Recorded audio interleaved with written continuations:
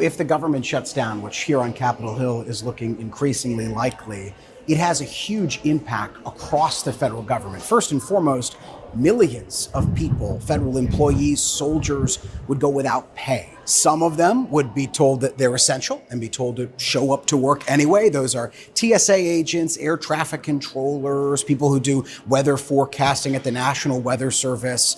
And then there are employees who would be deemed non-essential. They would be furloughed and told, don't show up until the shutdown is over.